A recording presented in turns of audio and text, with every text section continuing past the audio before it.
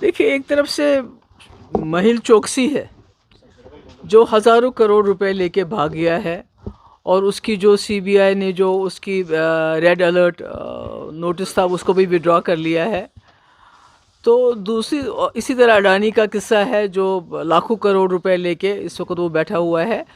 दूसरी तरफ से जम्मू कश्मीर में जो छोटे छोटे बिजनेसमैन हैं, जो कॉन्ट्रैक्टर्स हैं, जो काम करते हैं, उनको ब्लैक लिस्ट किया जा रहा है, उनको तंग किया जा रहा है। तो मुझे समझ नहीं आती है कि आप चाहते क्या हो जम्मू कश्मीर में करना।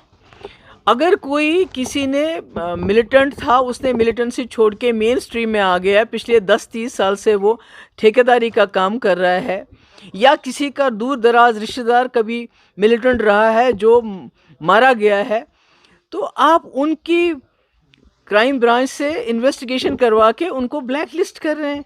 यहाँ से एक तरफ से आपने एपटेक जैसी कंपनी जो ब्लैक लिस्टेड कंपनी है उसको एम्प्लॉय किया, दूसरी तरफ से जम्मू कश्मीर में आपने जो अपनी रोज़ी रोटी कमाना चाहते हैं उसको जुर्म बना दिया है। तो यहाँ के ठेकेदारों को ब्लैक लिस्ट किया, आज भी कोई 300-350 को ब्लैक लिस्ट किया कि उनका कोई रिश्तेदार मिलिटेंट रहा है, वो दुनिया में है भी नहीं। उससे पहले 40-50 को किया कि वो कभी मिलिटेंट रहे, उन्होंने मिलिटेंट से छोड़ के मेन स्ट्रीम में। तो क्या चाहते हैं गवर्नमेंट, क्या चाहती है, लोग क्या करें? मुझे लगता है कहीं ना कहीं ये सरकार चाहती है जिन लोगों ने बंदूक छोड़ के मेन स्ट्रीम ज्वाइन की या जिनका कोई रिश्तेदार मिलिटेंट रहा है, ये इनको मजबूर करना चाहते हैं। They want to push them to the wall. ये चाहते हैं यहाँ खून खराबा हो, यहाँ माहौल ख़राब रहे, ताकि इनको यहाँ सख्ती करने का और ज़्यादा मौका मिले। तो इसलिए मैं यहाँ की जो एडमिनिस्ट्रेशन से उनको ये कहना चाहती हूँ कि आप इस तरह इतनी नाइंसाफ़ी, और 2018 से पहले जिन ठेकेदारों ने जो भी काम किए थे वो भी तो सरकार थी, वो तो कोई चाइना से आई हुई सरकार नहीं थी, यहाँ के लोगों की चुनी हुई सरकार थी।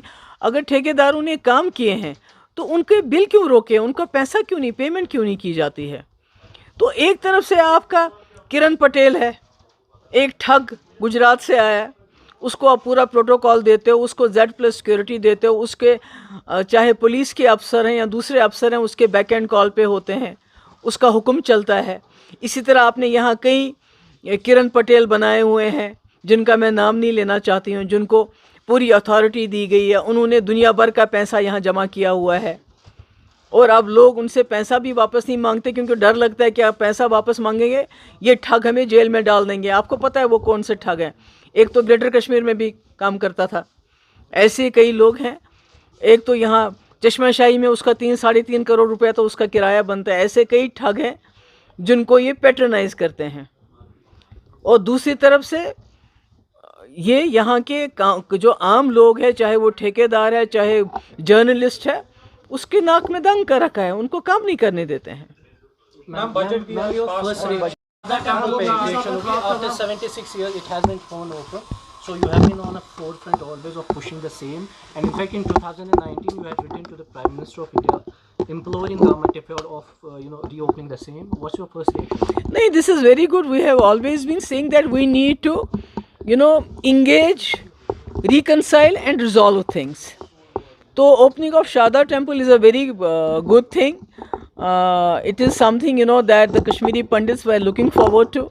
They really wanted it to be opened. It's a very good thing, and I hope it will not be restricted only to the pilgrimage. It will go beyond that. और इसके साथ साथ I also hope that the business which was conducted on Muzaffarabad Road and Rawalakot Road, that also is resumed. Thank you. Blessing Child Care Center. I have been running this institute for the last 10 years. This institute believes in the holistic development of the child.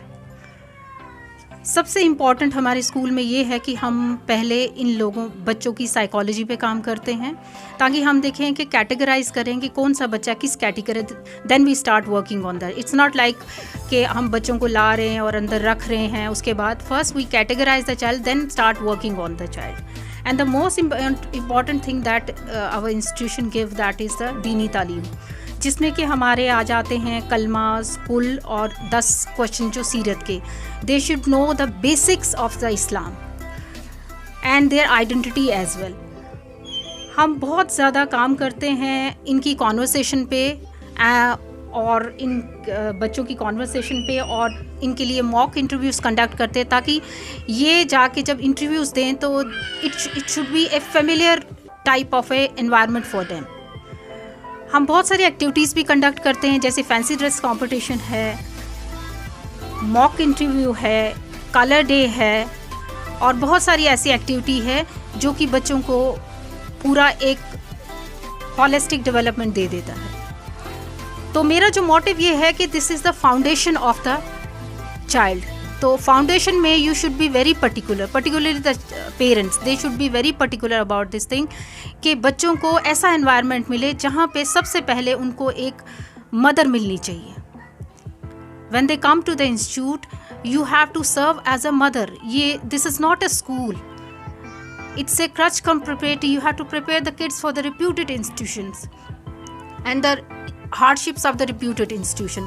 क्योंकि वहाँ पर individual attention बच्चों को नहीं मिलेगी। यहाँ पर आप बच्चों को जितनी भी hardships हैं schools की, कि वहाँ पे they have to be among 70 to 80 kids, तो वहाँ पर इनको अपना आप संभालना आना चाहिए। कैसे हम इनको संभालेंगे, कैसे अपने आप को संभालना, कैसे हमें खाना खाना, कैसे हमें वैन में बैठना है, तो in a homely atmosphere. Thank you so much. These are the silent features. There are so many others also, but this is since we running short of the time, तो मुझे लगता है this more than sufficient for the parents. This creche is located in the Kanaspura, that is behind lavish restaurant.